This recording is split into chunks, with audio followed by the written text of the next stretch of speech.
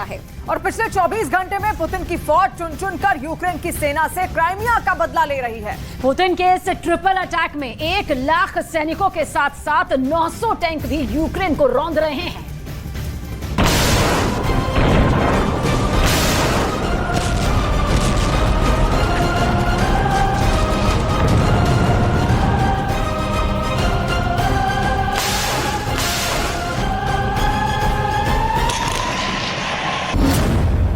Storm Z के हमले शुरू।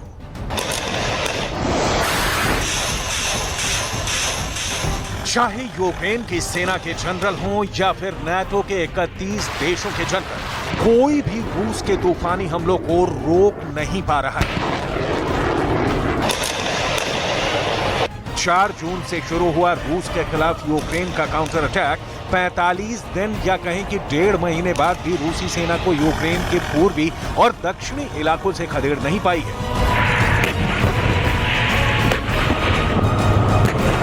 ऐसे भयानक हालातों के बीच यूक्रेन के जनरलों को जो खुफिया जानकारी मिली है, उसने ज़ेलेंस्की के साथ साथ नाटो के भी होश उड़ा दिए हैं।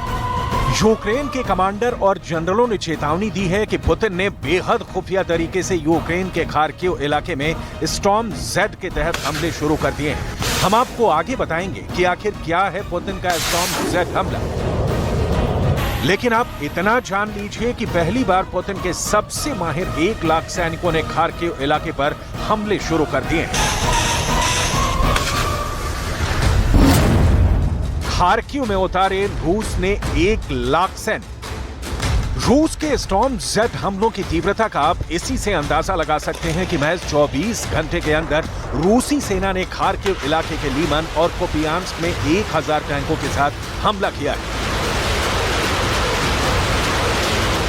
दावा किया जा रहा है कि रूस के 1000 टैंकों को T-90, T-72, T-80 टैंकों से हमले शुरू किए हैं। रूस का दावा है कि यूक्रेन ने काउंटर अटैक के लिए जिन सैनिकों और घातक हथियारों को खार्किव में भेजा था, उसे रूस अगले 72 घंटे में पूरी तरह से तबाह कर डालेगा।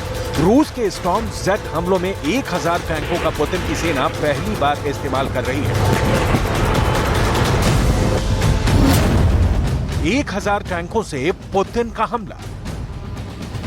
नाटो देश लिथुआनिया में नाटो के 31 देशों की मीटिंग में ज़ेलेंस्की को भरोसा दिलाया गया था कि रूस के घातक हमलों से बचाने के लिए यूक्रेन को हर तरह के घातक हथियार दिए जाएंगे। अमेरिका, ब्रिटेन, जर्मनी और फ्रांस ने तो यहां तक दावा किया था कि रूस की सेना और उसके हथियार बुरी तरह से तबाह हो रहे हैं, इसीलिए अब रूस ज्यादा घातक हमले यूक्रेन पर नहीं कर पाएगा। यूक्रेन के जनरल भी लंबे चौड़े दावे कर रहे थे कि यूक्रेनी सेना ने 17 महीने से ज्यादा की जंग में रूस के 2.5 लाख सैनिकों को मार डाला है। लेकिन देखिए, 350 वर्ग किलोमीटर में फैले यूक्रेन के खार्किव इलाके पर पुतिन ने अपनी सेना से ट्रिपल अटैक शुरू कर दिया है। हैरानी की बात तो यह है कि रूस ने स्टॉर्म ज़ेड हमलों पर कोई बड़ा दावा नहीं किया है, बल्कि यूक्रेन के जनरल और कमांडर दावा कर रहे हैं कि रूस के स्टॉर्म ज़ेड हमले शुरू हो गए हैं। पहले हम आपको दिखाते हैं कि आखिर रूस के स्टॉर्म ज़ेड हमले हैं क्या।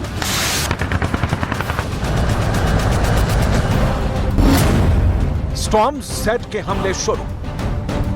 यूक्रेन के कमांडरों की चेतावनी के मुताबिक रूस ने यूक्रेन के खार्किव इलाकों में ट्रिपल अटैक शुरू कर दिए हैं। रूस की सेना ने खार्किव के लीमान और कुपियांस्क पर हमले शुरू किए हैं। स्टॉर्म ज़ेड के तहत पुतिन के पहले अटैक में 1 लाख सैनिक और 900 टैंक शामिल हैं, जो लीमान और कुपियांस्क को रौंदते हुए आगे बढ़ रहे हैं। जानकारों के मुताबिक इस वक्त रूस की सेना पूर्व और दक्षिण इलाके को खास तौर से टारगेट कर रही है। खार्किव में 900 टैंक और 1 लाख सैनिकों से हमला रूस ने इसलिए भी किया है ताकि यूक्रेन के सबसे एडवांस और घातक हथियारों को तबाह किया जा सके।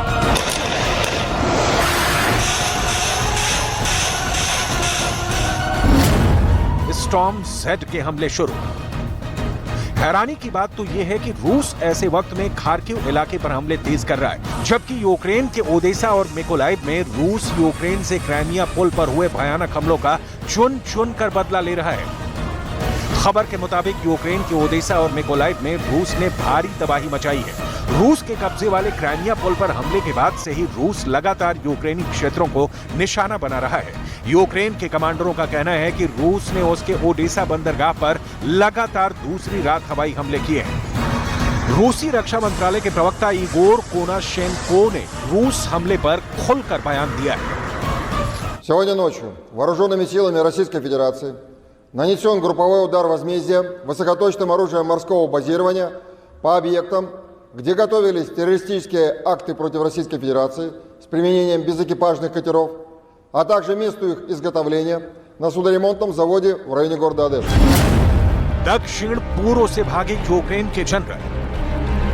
पूर्व से दक्षिण तक पिछले 24 से 36 घंटे के अंदर रूसी सेनाएं यूक्रेन सेना पर भारी पड़ती जा रही हैं। हारते और पिटते यूक्रेन की हालत देखकर America, France, Britain, Germany, Poland जैसे नेटो देश भी यूक्रेनी सेना के काउंटर अटैक को लेकर बेहद नाराज होने लगे हैं। उन्हें ऐसा लग रहा है कि यूक्रेन अपने युद्ध में नेटो को जानबूझकर इतना फंसा रहा है ताकि नेटो को रूस के खिलाफ सीधा युद्ध करने के लिए मजबूर होना पड़े। रूस ने जिस तरह से यूक्रेन के खार्किव में ट्रिपल अटैक किए हैं वो हैरान करने वाले हैं। 1 लाख सैनिकों के साथ लगभग 1000 टैंकों से हमला नेटो और यूक्रेन के होश उड़ाने वाला साबित हो रहा है। अब आप ये भी देख लीजिए कि रूस का तोपखाना और रॉकेट आर्मी किस तरह से खार्किव इलाके में हमले कर रही है।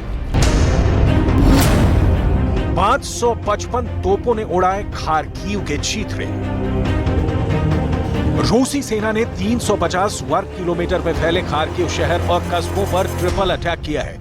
1 लाख सैनिकों के साथ 900 टैंक के अलावा रूस के तोपखाने ने खार्किव के चीथड़े उड़ाकर रख दिए हैं। जानकारी के मुताबिक लिमन, कोपियांस्क में रूस ने 555 तोपों से हमले शुरू कर दिए हैं, जबकि रूस की rocket army 370 MLRS rocket system से दिन रात हमले कर रही है।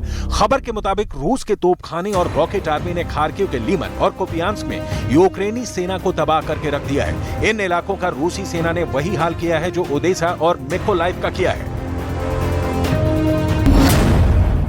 दक्षिण पूर्व से भागे यूक्रेन के जनरल।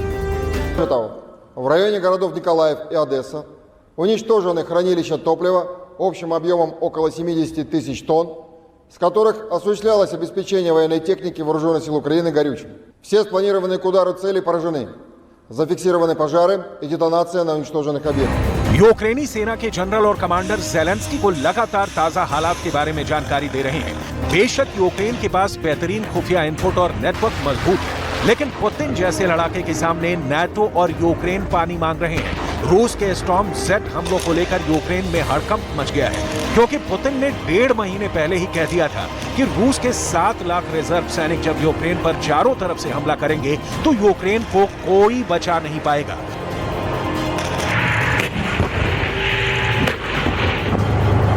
रूस ने तो दावा कर दिया है कि उसकी सेना उत्तर पूर्वी खार्किव क्षेत्र के एक महत्वपूर्ण रेलवे जंक्शन कोपियांस्क की दिशा में 2 किलोमीटर तक आगे बढ़ गई है। वहीं यूक्रेन की उप रक्षा मंत्री हन्ना मलियार ने कहा कि यूक्रेनी सेना ने पूर्व में बखमूत के पास नई बढ़त हासिल की है। हैरानी की बात यह है कि पिछले 6 हफ्तों से यूक्रेन बखमूत से रूसी सेना को खदेड़ नहीं पाया है और अब यूक्रेन के पूर्वी और दक्षिणी इलाकों पर पुतिन के ट्रिपल अटैक भी शुरू हो गए हैं। हालांकि ज़ेलेंस्की अभी भी जीत के दावे कर रहे हैं।